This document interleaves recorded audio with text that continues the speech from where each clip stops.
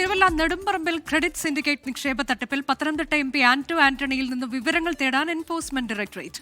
ആന്റോ ആന്റണിക്ക് 2019 2 കോടി രൂപ കൈമാറിയെന്ന് ധനകാര്യ സ്ഥാപന ഉടമ NM രാജുവിന്റെ വെളിപ്പെടുത്തലിലാണ് അന്വേഷണം. പണം എന്തിനുപയോഗിച്ചുവെന്ന് വ്യക്തമാക്കണമെന്ന് CPIM-ഉം BJP-യും ആവശ്യപ്പെട്ടു. എന്നാൽ തെരഞ്ഞെടുപ്പ് സമയത്തെ ഗിംബിക് എന്നായിരുന്നു KC വേണുഗോപാലിന്റെ പ്രതികരണം. ആന്റോ ആന്റണി MP-ക്ക് ഒരു ഈടുമില്ലാതെ 2 കോടി കൈമാറിയെന്നായിരുന്നു NM രാജുവിന്റെ വെളിപ്പെടുത്തൽ. ഇതിനു പിന്നാലെയാണ് എൻഫോഴ്സ്മെന്റ് ഡയറക്ടറേറ്റിന് മുന്നിലേക്ക് ആന്റോ ആന്റണി എത്തുന്നത്. കൈമാറിയ തുക തട്ടിപ്പിലൂടെ ലഭിച്ചതാണോ എന്ന അന്വേഷണമാണ് ED നടത്തുക. NM രാജുവിനെ ചോദ്യം ചെയ്ത ശേഷമാകും MP-യെ നോട്ടീസ് നൽകി വിളിപ്പിക്കുക. ആന്റോ ആന്റണിക്കെതിരെ ഉയർന്ന ആരോപണം രാഷ്ട്രീയ ആയുധമാക്കുകയാണ് CPIM. 2 കോടി രൂപ എങ്ങനെ വാങ്ങി എന്നത് വ്യക്തമാക്കേണ്ടത് ഇനി ആന്റോ ആന്റണിയാണ്.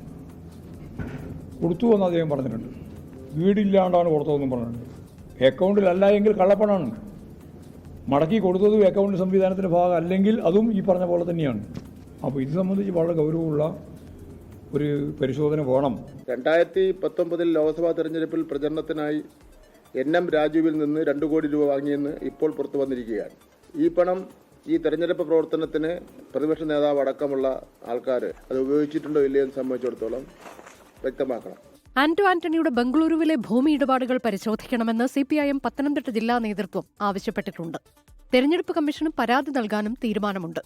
ലോക്സഭാ തെരഞ്ഞെടുപ്പിൽ മത്സരിക്കാൻ എന്തിനാണ് 2 കോടി രൂപ എന്ന ചോദ്യവുമായി BJP നേതാവ് K. സുരേന്ദ്രനും രംഗത്തെത്തി. പാർലമെന്റ് മത്സരിക്കാൻ 90 ലക്ഷം രൂപയാണ്. ഞാനും ആ തെരഞ്ഞെടുപ്പിൽ അന്ന് മത്സരിച്ച ആളാണ്. തെരഞ്ഞെടുപ്പ് കമ്മീഷന്റെ കണക്കനുസരിച്ച് 90 ലക്ഷം രൂപയാണ് ചെലവഴിക്കാൻ അന്ന് അധികാരം ഉണ്ടായിരുന്നത്.